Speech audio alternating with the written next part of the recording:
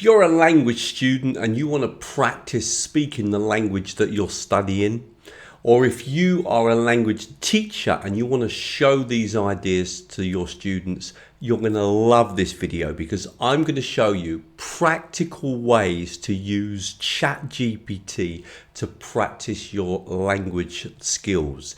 Now, I'm going to do this by demonstrating using it in Spanish and in French. It works in multiple languages. Obviously, there are languages it doesn't work in, but it certainly works in the languages that I've practiced. I'm going to make this super practical. So I'm going to show you how to set it up to do a speaking activity, but then I'm going to show you afterwards how you can get ChatGPT to give you feedback on your performance, provide the whole transcript of your performance, and even give you some tips on improving your vocabulary. I'll also give you some ideas on the types of things to actually talk to ChatGPT about.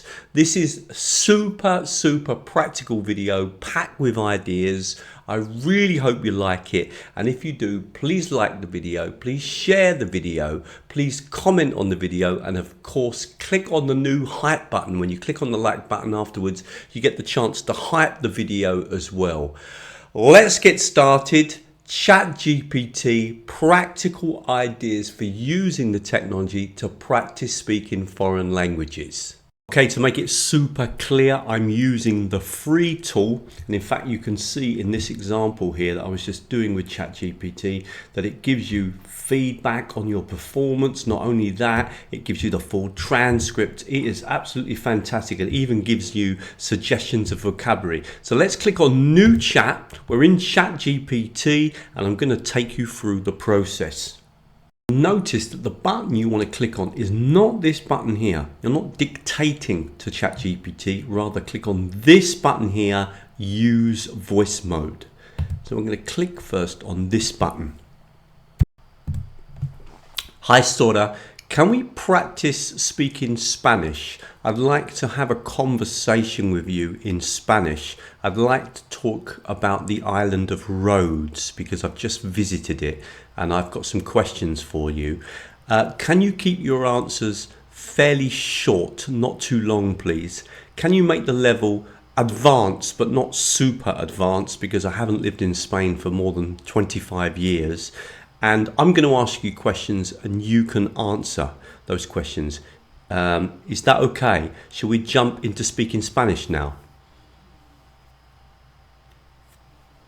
Claro que sí, me parece genial. Podemos hablar en español sobre la isla de Rodas y haré mis respuestas cortitas y a un nivel intermedio avanzado. Cuando quieras, empezamos. Bueno, ¿me puedes decir un poquito sobre si es de verdad que Mussolini invadió la isla? Pero porque cuando estaba allí yo escuché algo sobre Mussolini. ¿Es de verdad que invadió Rodos? Sí, es cierto. En 1912 Italia invadió la isla de Rodas durante la guerra italo-turca y luego en la Segunda Guerra Mundial también tuvo presencia italiana. Así que sí, Mussolini sí tuvo algo que ver con la isla.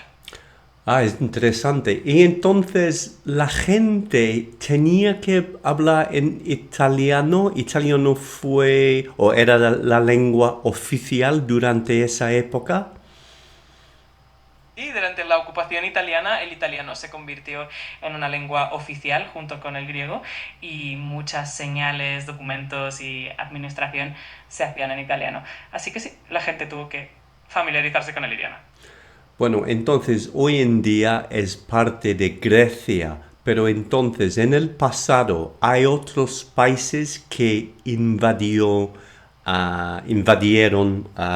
Rodos o que únicamente Italia. Rodas ha tenido una historia muy variada. Antes de Italia, la isla estuvo bajo el dominio de los caballeros de San Juan, que eran una orden militar, y también pasó por el Imperio Otomano. Así que ha tenido varios dueños a lo largo de los siglos, no solo Italia. I'm going to finish the conversation now by clicking on the End button. But the important thing now is that I can get the system to give me feedback on my performance. Let me show you. Now notice that I gave the instructions in English and then we changed into Spanish, but of course you can give the instructions in other languages and then change into another language. So you could give the instructions in French if you were a French person and tell it to speak to you in German. That's really up to you. I was quite specific about my level, about the topic. It's really good to have a very clear topic, and also about how I wanted it to interact, because I asked it to answer my questions. Now the interesting thing is that we can also get it now to give us feedback, not only on our performance, the transcript, the errors that we made, the vocabulary, etc. Don't forget, if you're liking this video, please like it, because it really helps me with my YouTube channel. Let's carry on now and look at getting feedback. If you look here, you can see the beginning of the conversation that we had. So here was where I was giving instructions in English. Here we switch into Spanish, and now you can see the conversation. What we can do in this button here is just click, and it's going to give us the whole of the conversation that we had. Okay, now that's really useful because I can read that back and just kind of go through the Spanish and see if there's anything that I don't understand. But incredibly, more than that, I can also look at this, the buttons here. If I click on here, I can actually replay it. So if I wanted to listen to this part again, watch this. Sí, es cierto. En 1912 Italia invadió la isla de Rodas durante la guerra italo-turca, y luego en la Segunda Guerra Mundial también tuvo presencia italiana. Así que sí, Mussolini sí tuvo algo que ver con la isla. Just a super quick break from the video just to say, if you do like the video, then please come over to teachertrainingvideos.com. There are loads more free videos on the site. I specialize in making videos that show language teachers how to use technology. One other thing, if you sign up to the newsletter at the moment, then you will get a free 14-part course where I show you some of the key technologies that we can use in language teaching. There really are no tricks. Nearly everything that I highlight is free. That was all. Let's get back to the video. What I'm going to do is I'm going to ask ChatGPT to just tell me 5 mistakes. In fact, let's not even do 5. Too many mistakes is really not a good idea. Let's say 3 mistakes that I made during the conversation.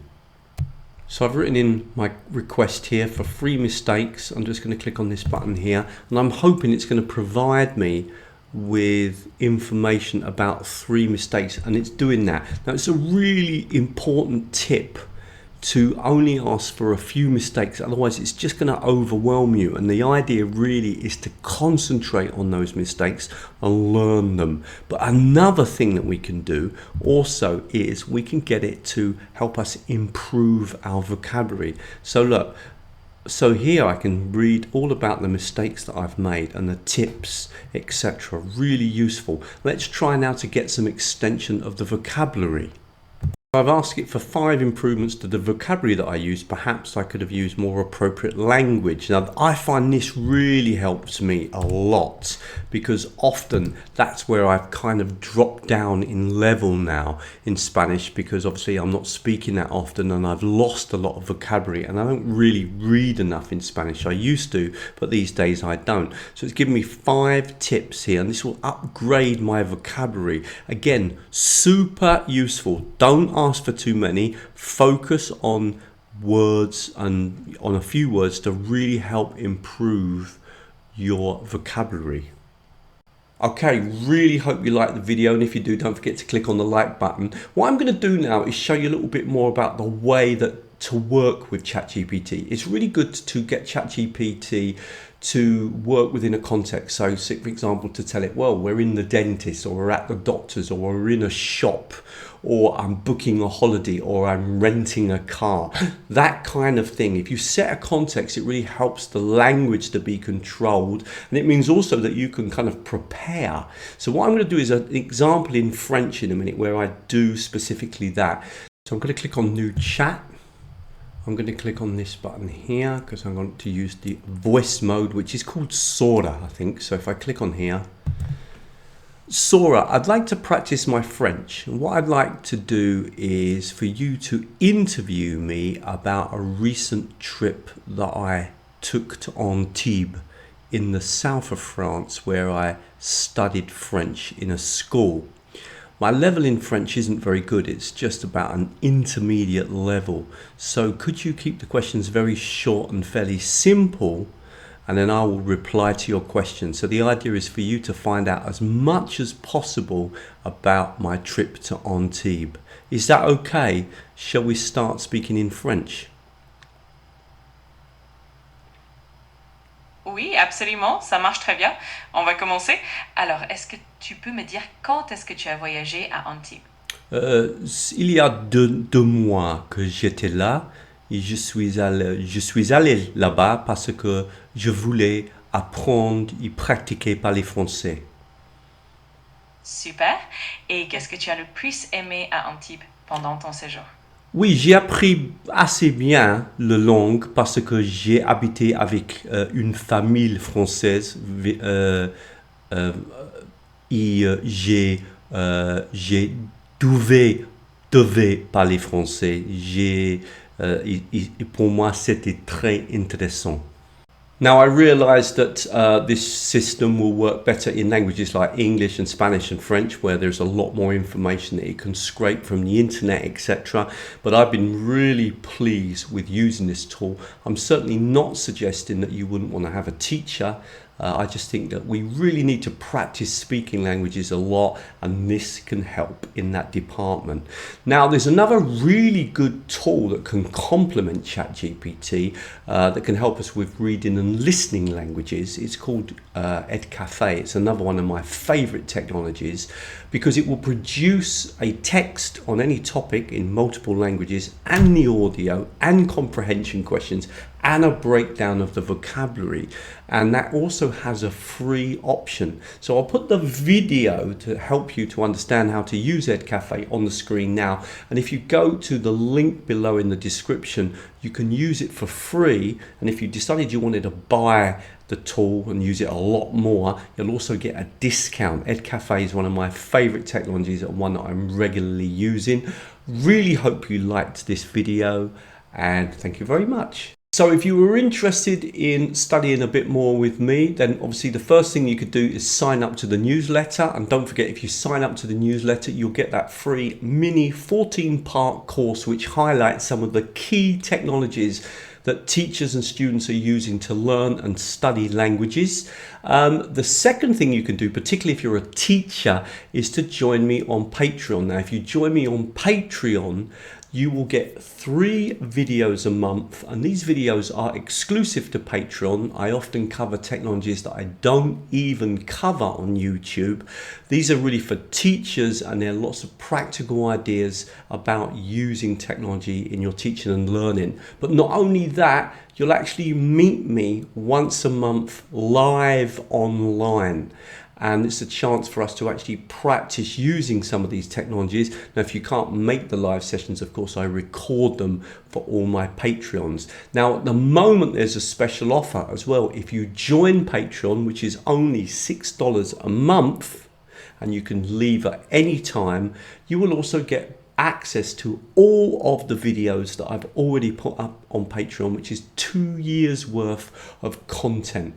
The last thing that you can think of doing is joining me on my very popular course, which is called Technologies and Approaches to Blended, Hybrid and Teaching Online. It's very popular. I do that in conjunction with NILE. That's a 6-week course that includes 6 meetings with me online, as well as lots of material that you have to work through, and you have to build an e-portfolio. It's one of the most successful courses I've ever run, and again, that is exclusively for language teachers.